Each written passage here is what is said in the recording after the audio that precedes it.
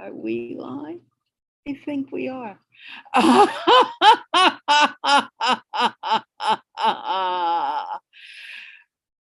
Good, fantastic morning, excellent afternoon, and awesome evening. This is Carla from Planet Union, and I am here to talk to anyone and everyone around the planet in English about what's going on in their world.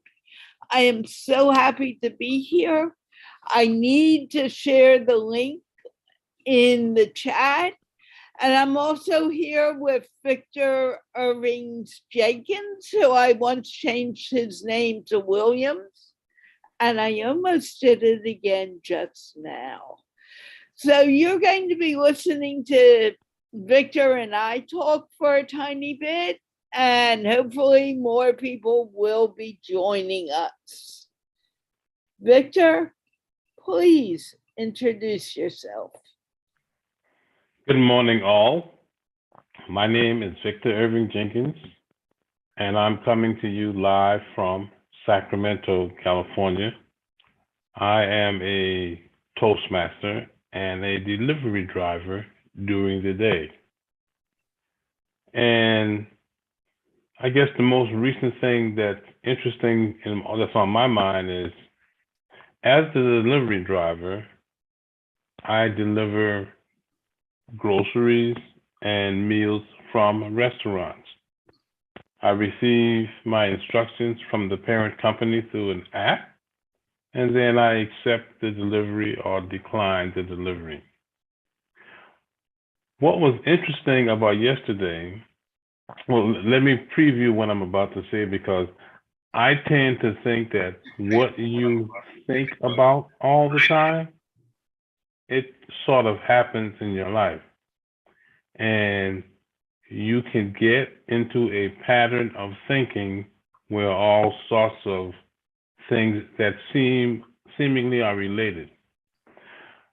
So I guess yesterday or day before yesterday, I normally get about 16, 17 deliveries per day. What I thought was very interesting a couple of days ago is that several deliveries, probably 30 to 40% of the deliveries that I received, was on the third floor, which means that I had to climb up 3 flights of stairs more than a couple of times. And it seemed like every succeeding delivery was on the third floor. Where I live, it's been above 100 degrees for the last few days. So imagine how much of a struggle it was climbing up 3 flights of stairs more times in one day than I normally do in a week. I've been involved with the Planet Union for several months now, and I have had some interesting conversations with some interesting people. Like Carla, I am a first language English speaker, but unlike Carla, I have to remind myself to speak slowly. Carla is accustomed to it. Myself, well, I'm getting accustomed to speaking a little slower because my natural pace is faster. And it's probably faster because my natural state of being is to be excited about something. In the words of Tom Cruise in a recent movie, Top Gun, I feel the need for speed. But today, I'm making a special effort to speak slowly, and I'm just joined by another person, so you have a reprieve. I will give up the virtual lectern for hearing from Yocheved. Hello, Yocheved. Well, before you say that, do that, I wanted to add something. I myself tend to have to remind myself to slow down, because when I am talking naturally, I speak a lot faster than I do on the show. However, even for people like you, not Yocheved, Huang, I have found that understanding the language is more important, and people become afraid of saying, hey, I don't understand you, or hey, I don't hear you. And we need to really become very mindful of that. So it's not something that's easy for me either, Victor. It is something, even after 5 years, I need to remind myself, slow down, speak clearly. So you're not alone longer. Okay. Yocheved, Hello, Hi, Yocheved. How are you doing? I'm okay. Just okay? Well, we're supposed to be flying next week, and if you've been following things about the airports and flying nowadays, it's a little stressful. Even though it had been stressful because of all the testing on each side, and now they've kind of taken that away, but they don't have any workers. There's lines out whatever. Anyway, plus, the usual packing and, getting all that stuff together. So Where are you flying to? You didn't introduce yourself. I know you know the two of us, but okay. whoever's watching, they don't even necessarily know me. Okay, so as you could see on the little box here, Yocheved Engelberg Cohen, actually. I am originally from New York. I live in Israel. I work in Hebrew to English translation. My little side, not really job, volunteer work, I do some matchmaking. I'm a big reader. And what else? I think that's, we'll do it for now. And where we are flying to is to visit the family in New York, hopefully. Now, does the family come visit you or no? So my mother is afraid to fly. And in the 20 some odd years that we've lived here, she's been here 3 times, each time for a family event. My brother married a South African, so the wedding was here. So she did come for that. And then for a bar mitzvah and a bat mitzvah, for those who are familiar, for grandchildren, my brother's kids. That's about it. And at this point, neither my parents nor my in-laws are in terrific shape where the flight, which is long and wearying, and always has been, and was when I was 17 and came here for the first time. I mean, 10, 11 hours is just too much time in a plane. So yeah, it's like I said, long and wearying. So, so not really, they don't really come. Other family members, even less so, some of them have been once or twice in, 20 years. Some, haven't really made it at all. Some come a little more frequently, but basically we need to go there to see everybody. So you go once a year, or do you go often, more often than that? Well, so once a year I've been doing, really ever since I moved here, and once I got married. So the two of us go over the summer. I work on the computer, so that doesn't matter much. And my husband is primarily in education and, is pretty much off the summer. The only framework he currently is working in over the summer is online. So he can do that from anywhere. So we go together. In the last number of years, I have taken to popping over briefly, like, for a couple of weeks over the winter, just saying hi to, my parents primarily. Yeah.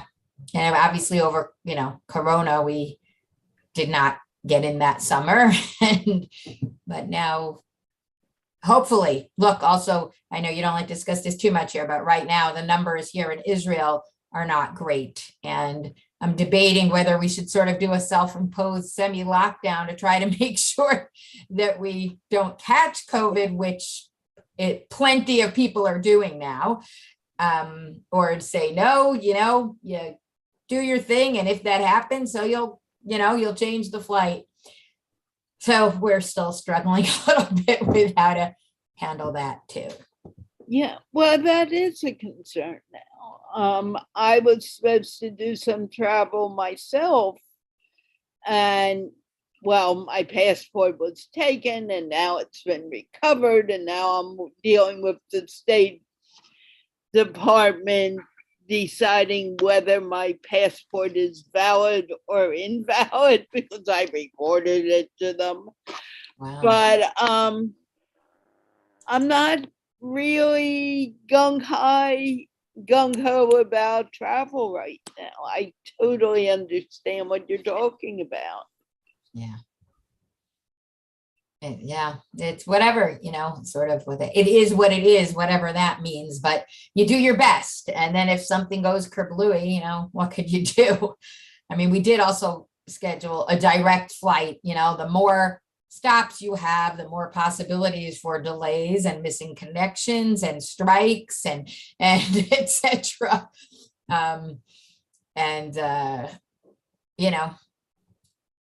Whatever. We're going to try, we do our best. The truth is that I think if we didn't have parents to see, I'm not sure that I would really either be even attempting travel now. Yeah. So, And as I said, I had plans and I'm not sure they're going to happen because of what you just said. yeah. What do you want to say, Victor, and join the conversation, please? It brings to mind, in a broad sense, that obstacles in life exist, and they exist for all of us. And what you are alluding to concerning the travel and the airplanes is one example of that. For me, it demonstrates the fact that you really have to have a desire in order to deal with those obstacles. In fact, most of our lives we spend just kind of ambling along, just kind of drifting along with no real desire for this or real desire for that. And when the slightest obstacle occurs, then we change our mind and do something else. I'm very famous for doing that. When I encounter obstacles, if they are significant, well, they stop me temporarily. But since I don't have any deep, unmet desires that I have to manage, most of the obstacles is just something that I notice. It's not really something that bugs me. For a time, airplanes bugged me a lot. You're talking about 10 to 12 hours. Even for 1 hour, it bugged me. And come to realize the reason why it bugged me is that the trips that I was taking, the travel that I was doing, I really didn't want to do it. And rather than say I didn't want to do it or make it known that I didn't want to do it, I just kind of was pushed along from inside myself to do those things. And those times on the airplanes, they were a real struggle.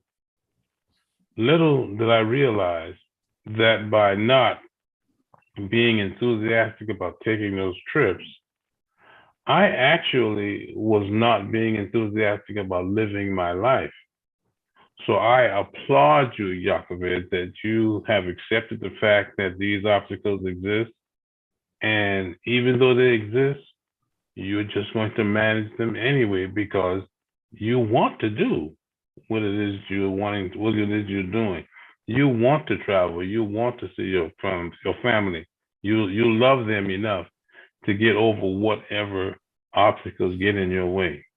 And that's just a brief snippet of what I think, because I do lots of thinking. Thinking is the only thing I do. That's the only thing that I don't do anything more than thinking. I think most of the time, and I use my thoughts as seeds, and that's how I was able to get past that notion of not living life enthusiastically. Excuse me. Now, do you have any tips to help people become more enthusiastic about life? There's really, I can't say that I have tips. The most that I can do is share my story. Once I realized that I wasn't having fun, then I started to have fun. The normal belief, and when I say belief, I'm talking about your normal state of being. If your normal state of being is drifting, you're not likely to be enthusiastic about much. So in terms of tips, I would say choose a goal that's huge. Choose a goal that it seems like it's just out of your reach, and then move towards that goal. It gets a little difficult when you start achieving your goals, because once you achieve your goals, there's always this thought about, well, maybe I didn't set my goal high enough. And that in itself brings a little bit of disappointment. So the only tip that I would suggest is set a goal for way out there and work towards that goal. And in working towards that goal, you will experience a little bit of anticipation because you're moving somewhere. I don't know that goals were meant to be achieved as much as they were meant to propel you in a certain direction or just to even move you, because things that live generally move. Things that don't move, they find a way to die. Okay, yo, Kevin. Well, let me put something in there. The reason my mission, if you look at my mission, is to teach 2 billion people to speak English, is so big, is to keep that movement going. When you make a decision that you want to do something, think big, because when you think big, then it begins to grow. And it's very normal. If you just think, oh, I want to get 2 people to speak English fluently, well, that I accomplished a long time ago. So I would be bored. But now when I look at the English show and the people who come from all over the world to speak English, and there are always new faces popping in, I'm beginning to realize the value of making that goal or making that statement. You kept it, my matchmaker below. How many marriages do you want? How many matches? Well, I was just thinking maybe I should set a goal to have, 100 people get married, and that at the rate I'm going now, I will achieve immortality. I have, I don't know, it depends a little bit how you count too, but 8, let's say something in that vicinity. It's not easy work. Uh, and whatever, it's I could at some point, maybe I should really set as my goal to ultimately write a book with some of the stories and the more reasonable, less reasonable, simply funny things that I've come across. Can know. you tell us some? A couple of them I could, with obviously without too many details, but No, I don't. Too many details could really anger some people, to be honest. yeah. But I made a certain match suggestion, and the two people lived in Jerusalem and Tel Aviv, which is, let's say, an hour and a half travel by public transport, and depending exactly where you're going, but roughly, an hour, let's say, in a car. And the guy said, no, it's too far. I said to him, you're from Australia, which he was. You're telling me that you can't travel from Jerusalem to Tel Aviv to meet somebody. It's like, okay, good luck and goodbye. But that's interesting that, people get so set in their ways that they're not willing to open up to new possibilities. And when you're set, you're also set in your mind. And you're said, oh, I can't do that because I never did that before. You can't imagine how many people come to the English show and say to me, I cannot speak English. I want to learn to speak English. It's my goal so I can do my business. And they say it perfectly. And I look at them and I say, what language are you speaking with me now? English. Did you say it clearly what you want to do? Yeah, I did. Can you speak English? Yeah. What do you want to do? Do you want to speak English or do you want to improve your English? And they begin to realize that they can do something. Huang, who's here often, we need to work on her comprehension. But if you listen to how she spoke when she was first coming, I could barely get her to say hello. And I was wondering, why are you showing up every day? You won't even say hello.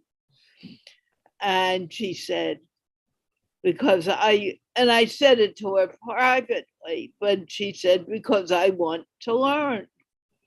And that's the importance of doing these things. If you want to learn and you want to do well, you need to be willing to change your mindset and take out not and say, I can do it. Victor, you look like you have something on your mind. No, I had something in my nose and it went away.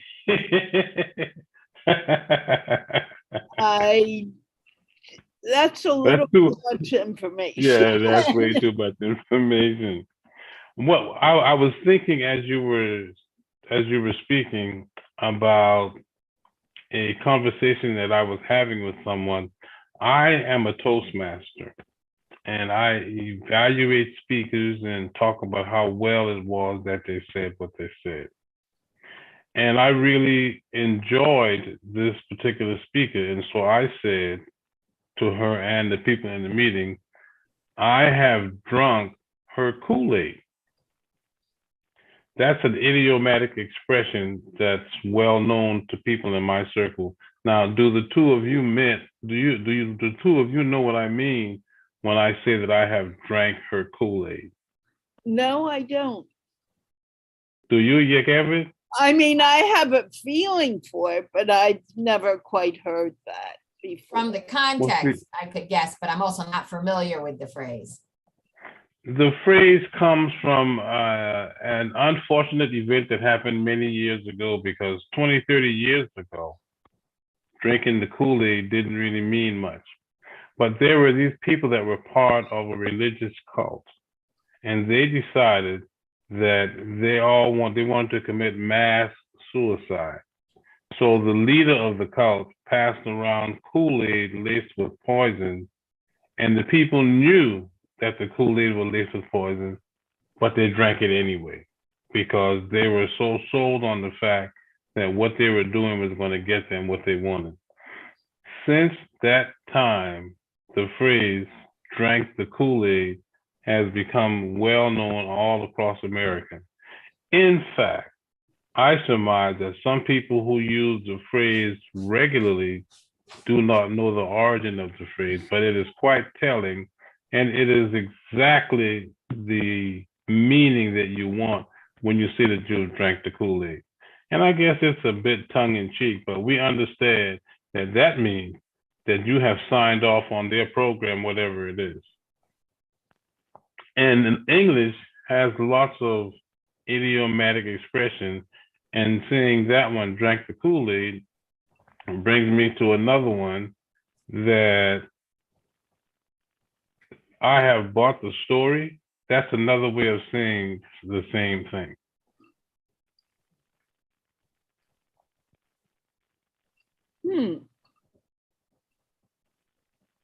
Who was it who, I think I remember that story about the Kool-Aid. It was the People's Temple in Guyana, South America, a fellow named Jim Jones. He had a church in San Francisco, and he decided to take them all out of San Francisco, away from their local surroundings, and formed what many people call a cult. And since he was a charlatan in the worst way, he ended up having all those people leave this life because they believed that he was their leader. And I give him a little bit of a pass, because some leaders will mislead you and send you somewhere that you don't want to go. But when you buy your own story, because he died along with them, it would have been different if he got them to drink the Kool-Aid and he didn't drink the Kool-Aid. But the fact that he drank the Kool-Aid brands him as what I call a true believer. That's a bit scary. Exactly what I was going to say. That's kind of scarier than if it's a scammer, you know. Well, anyone can be wrong. And while the rest of us will look at others and clearly see the error of their ways, when you don't see the error of your own ways, that's what happens. You end up drinking the Kool-Aid. But that's why it's so necessary to think for yourself and not allow someone else to make the decisions for you. And I think growing up, at least in my case, and I can only speak for me, I always said, oh, don't do that. No one has ever done it. You'll never do well at it. And I believed it until recently. And now I do things that many people normally do not do. It took a lot of change and courage in my thinking to be able to do that. And I love it when Abraham Hicks, do you know who Abraham Hicks is? Talks about getting into your vortex, getting into who you are. And you can only become who you are when you realize that no one else can tell you what to do in your life. You need to make that decision yourself.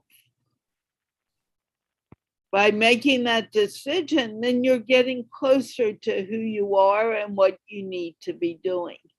You have it. Do you have any words to say? Oh, not sure I have any real insights on that. I mean,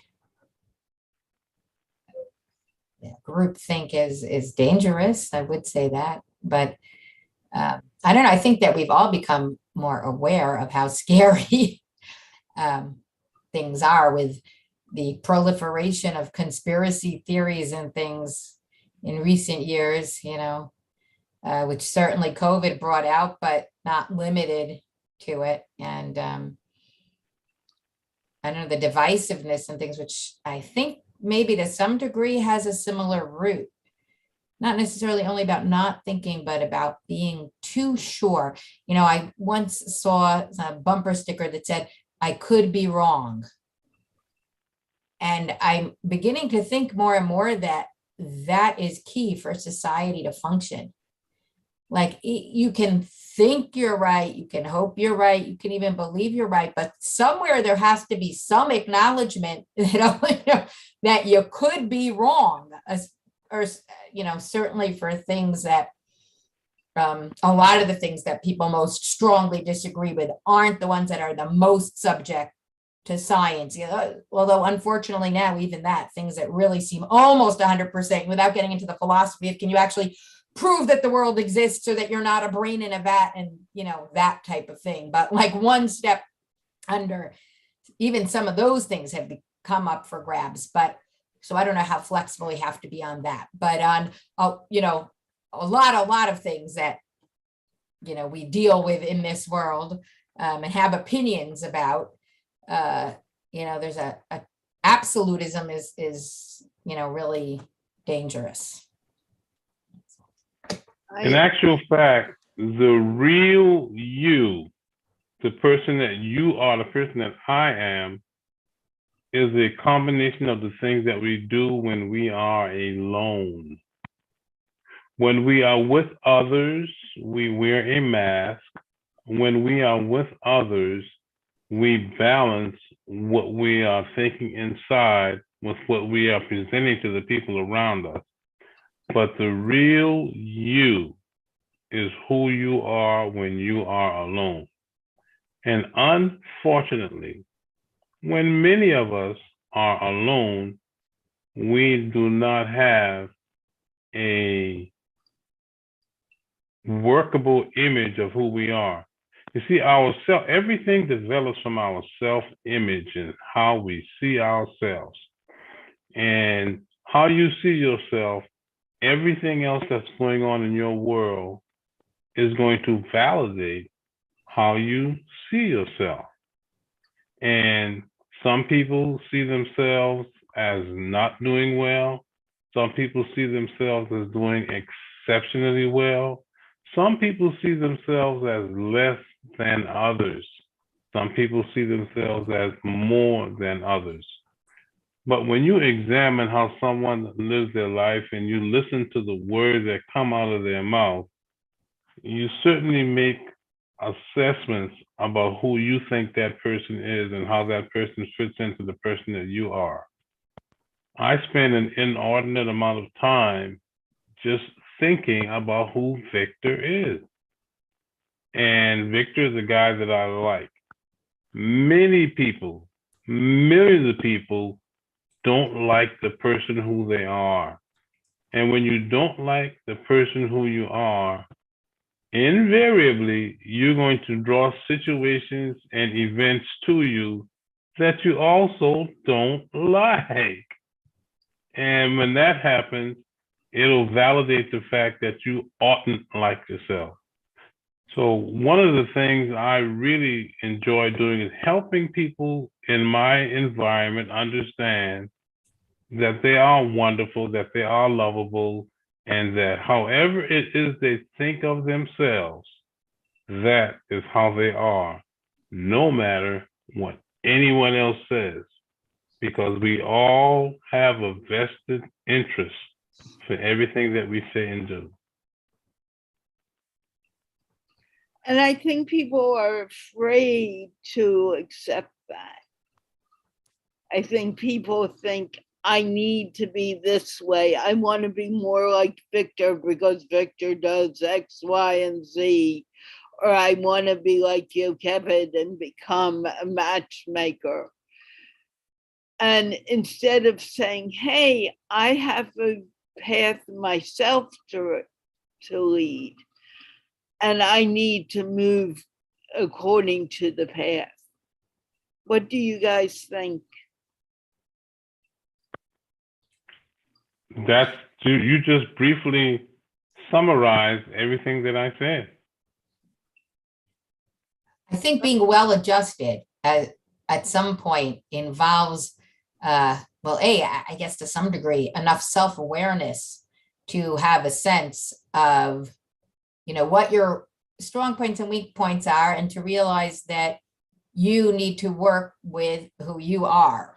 And that it's, a friend of mine, one of her kids, I think, said to her a long time ago, or she had said to her kids, different people have different things, and we don't ask people why they do have this or why they don't have that.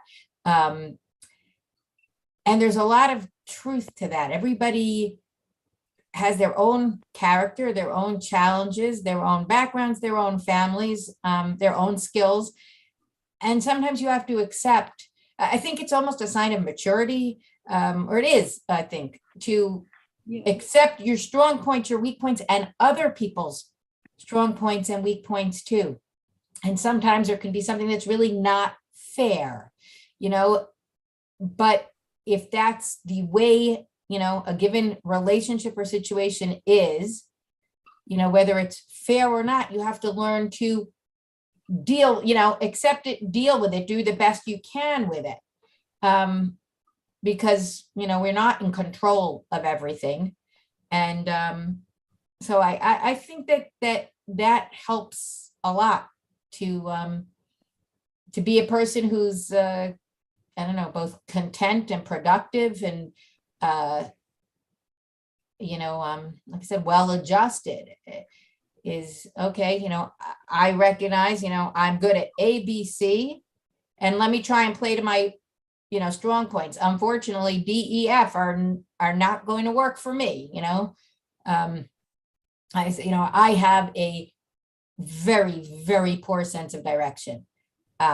I'm sure if I were in school nowadays, I'd have a diagnosis. There's some kind of visual, there's some disability there. I'm like off the charts bad. So it's frustrating sometimes, I would like it to be different, but what can I do? That's the wiring, like there's something hardwired. So I compensate, if I need to. First of all, I have no shame about asking people for directions. If I have to ask 100 people, until I get where I'm going, I leave myself extra time. I, am careful. I think connected with the sense of direction. I'm also not a very skilled driver. I'd like to believe I'm a safe driver, but that's because I don't do things that I don't feel comfortable or able to do. One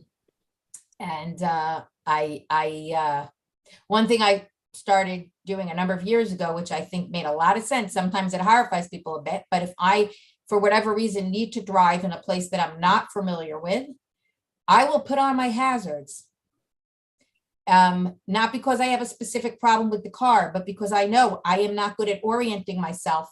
I don't naturally see things well and know how to react. And that way other drivers it's be warned, there's something off here. And I think it makes things safer. And like I said, would I prefer to be an excellent driver? That'd be lovely. My sister is a fantastic driver. Okay.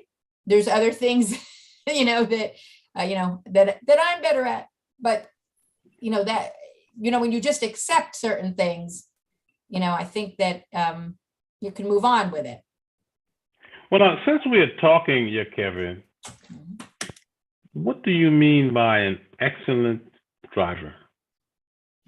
I'm sure you hear people talking about this when you're talking about someone who's horseback riding, which is an area, like I did it once as a tourist somewhere, but that they're like one with they're in sync with the animal. I think you can be in sync with cars where you just know exactly, what to do, how far, where you can go quickly and safely. And when I first learned to drive, I could not recover the wheel. It was not a natural thing, like you do this way and then back. I had to practice with that. Nothing came naturally to me, basically, with the driving. And I still, like I can't park in a tight space. I don't have the visual skills, abilities to do it. I cannot tell how far my car is extending when I'm, at a certain angle. I can't do it. I've never been able to do it well. I would, and that's it. I learned, I could do a parallel park if it wasn't super tight, following certain rules, pull up until this point, cut 45 degrees until you hit that. But it was all, I don't know how many hours I put in behind the wheel to reach a basic competence. And my sister took to it, we were in New York, when you do driver's ed and you want to get your license early, basically they fail about 90% of the, 16, 17-year-olds who are doing that, I would say. Like that's their starting point. Most people, they'll pass on the second round if they're good. My sister passed on the first, I took 3,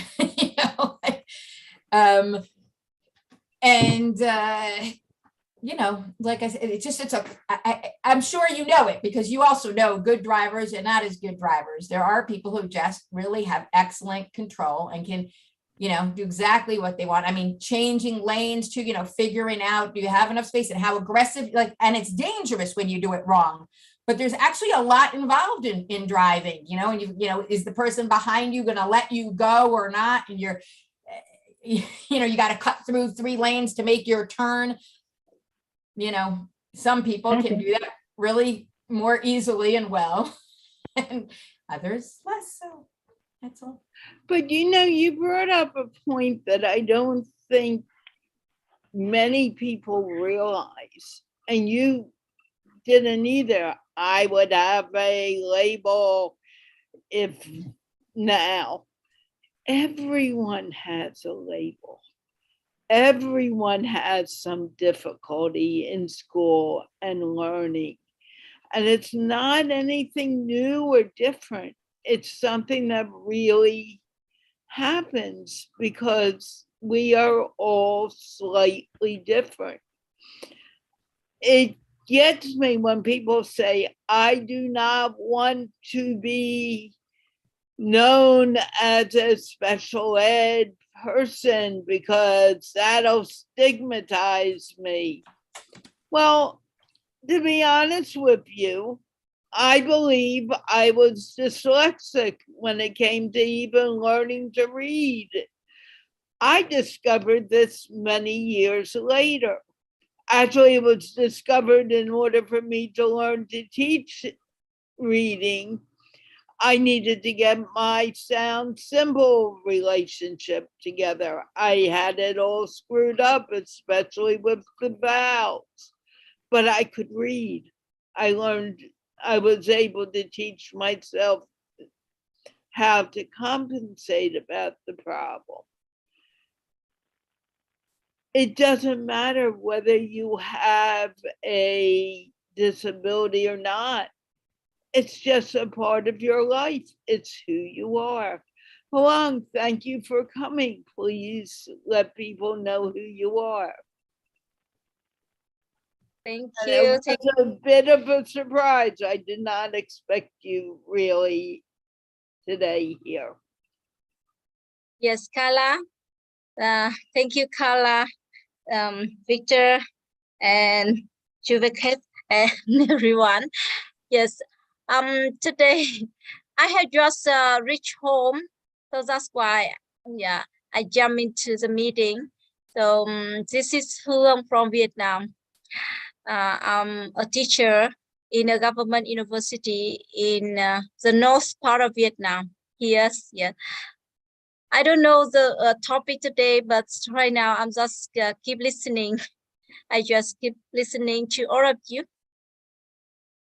Okay, Huang, you yourself just, I can't say just began speaking English, but you've spent quite time for me.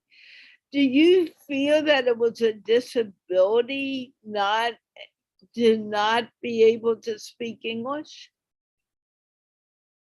Oh, Now, your comprehension we need to work on. Did you understand my question? let me try. Well, tell me what you think the question is. Okay, the questions maybe like you asked me about you feel like disability to speak English or to talk English, something like that, right? Sort of, go on.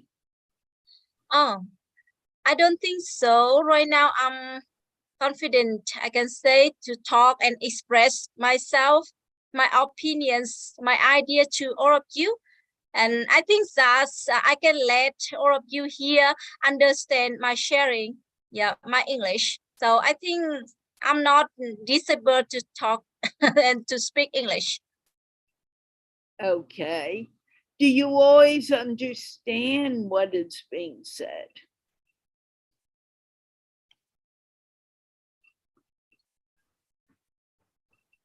Do you always understand English when it's spoken to you? I'm not doing this to embarrass you. I'm just curious. For me, no, not always. Sometimes I'm not able to understand 100%. So I want to say, oh, just like you partially, or right now I get distracted something else. So that's why please elaborate and please let me know more what you are saying. Now, do you do that more now than you did before? Yeah, I have done that many times before. And right now, sometimes when I'm not able to focus on listening and focus on the conversation. So yeah, I don't really understand completely. I think so. Okay, because right now we have 3 English speaking native, I hate to say native people, but people who have been speaking English all our lives. And one person who just began pretty recently. How does that feel? Are you asking me, right? Yeah, I'm talking to you. All right, thank you. So here we have 3 native English speakers. Only me here from the country. We don't speak English on the daily basis. So I feel like so happy when I can let all of you understand me and all of my ideas. But of course, a little bit like I have, I can say like COVID. Uh, I have a lot of hesitation when talking because I should select proper words, vocabulary, and ideas to let you know. And sometimes I have to organize and structure my idea. Yes, and to be selective with my vocabulary. And you're learning to do that, correct? Yes, I'm learning it. Thank you. See, in a way, and I'm not putting you down, and please don't take this negatively. In a way, the ability to speak English is a bit of a disability for you because you need to remember. You may say, oh, I think I understand, like the conversation we had earlier. I wasn't sure what was happening. And you think I understand you, but unless I say to you, what are you saying? Or some clear clear-cut question, I don't always understand you. And I do the same thing with you. You know, I may talk and I think you understand, and you may not. So we need to learn to be compassionate and listen to what people understand and what's going on. You, Kevin, you work in translation. What do you find when it comes to language and helping people understand what is being said? Well, translation is you know, I don't do simultaneous translation. I translate books and things. So it's more a matter of taking what's written in one language, which has its own rules and word order, and to some degree expressions and usages, and changing them into another language in a way that it will still sort of sound native, meaning not being too literal, but adapting it. And sometimes it also involves explaining terms and you know, almost jargon that's language specific. But I'm not sure that it's as relevant when you're speaking with someone. I think in speech, the probably most important thing is speaking clearly. In other words, native speakers can more easily understand faster speech and slurred speech. You know where you see it a little, actually. This I in my day-to-day life, not in the translating, but if someone makes a typo in English and you're a native speaker, you pick up on it very fast. You know, the autocorrects in the WhatsApp that give you wrong words all the time. So somebody who's native will tend to almost automatically correct that.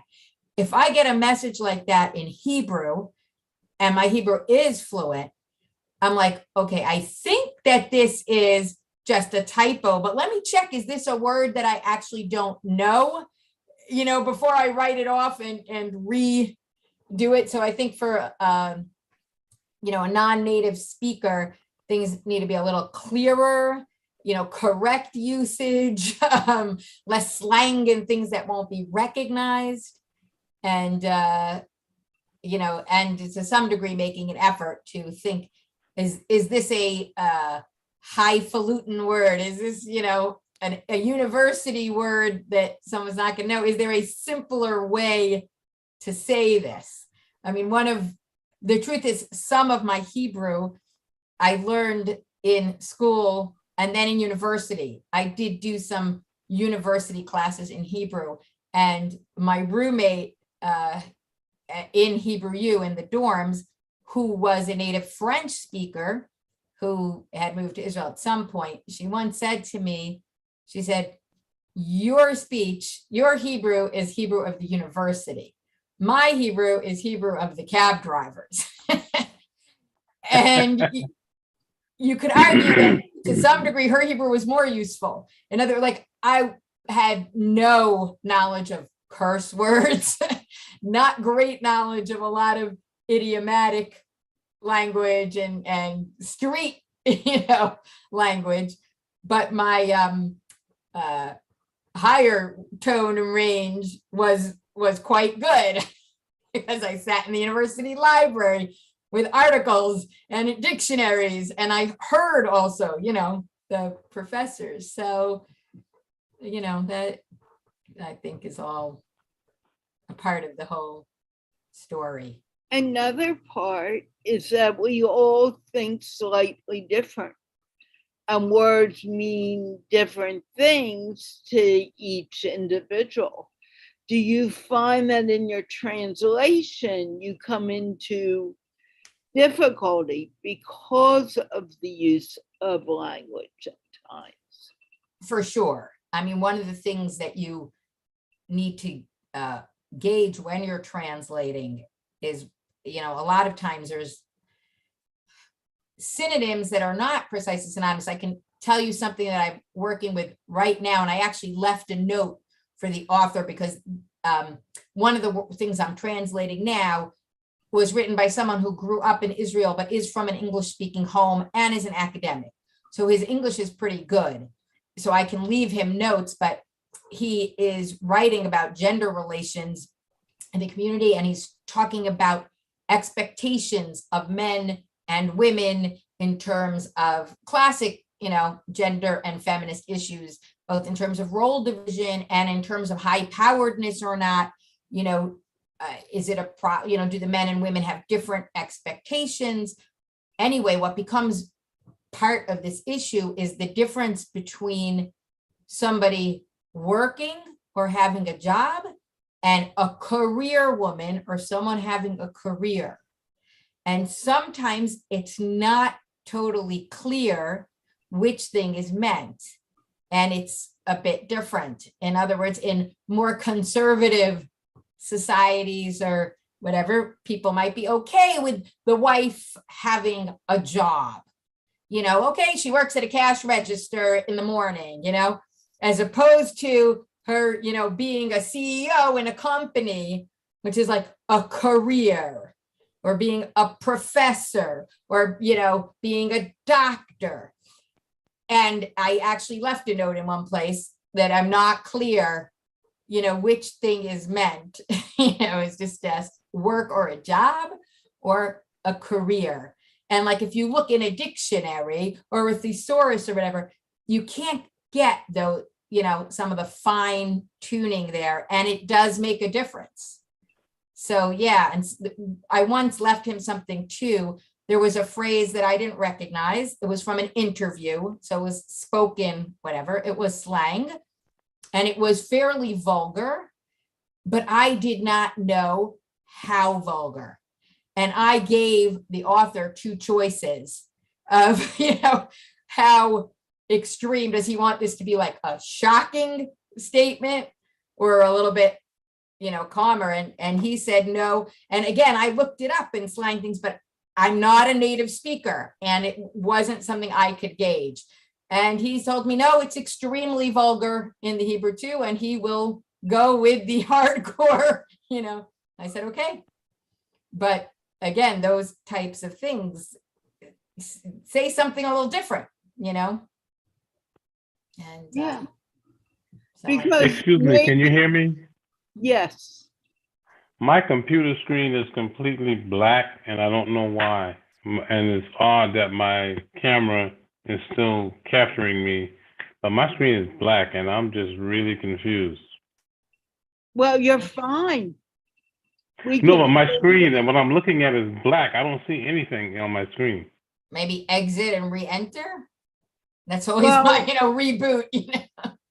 Well, we are about That's to end anyway, almost but finished. Victor, can everyone see Victor? Yeah. Yeah. Yep. Here. We can't Yeah. nod because he can't see. It's us. Yes. visible. But I don't You see look just the anything. I got a same. black screen. That's weird. We are Yes, black. I know. He is. We are to him. Right. We are all a black square to him, which is very, very weird. No, Sometimes the it happens. whole screen is black. Nothing is on Yeah. the. It's like my computer is off, and the only thing I Yep. see is the green light saying my webcam is working. Oh yes. Well, it is. Yeah, sometimes it happens to me as well. The whole screen is black. Yes. Well, I don't like it. The same. I could understand why, Victor, but we neither. are closing in almost a minute, so I'm not going to suggest that you go out and come back. Yeah. You'll be gone. Mm. And I actually have another Zoom now, so I actually need to sign off. But it was nice to see everybody. Thank Yes. you. Thank Yeah. you for coming. Thank you, Victor. Thank you, Yocheved. Am I getting closer to the pronunciation of your name, Yocheved?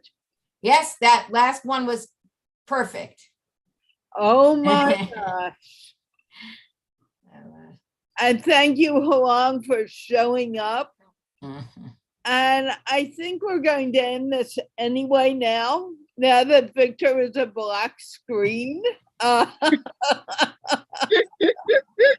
you, for you. But you are on Zoom, so you may there. This is very, very strange, Victor. It happened once before. Yeah. On one of my shows. No, I was on a Toastmasters meeting. How old is your screen? Is your Well, computer? I have a very elaborate Mac.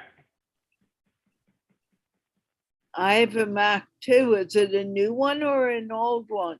Oh no, I've had it for years. That would be It old. may- Might have some parts that need to be replaced, like so many of us. Anyway, okay, I'm gonna sign off. Okay, let's just wave goodbye. Bye. See you Bye. again next Bye month. bye. Okay. Bye, everyone.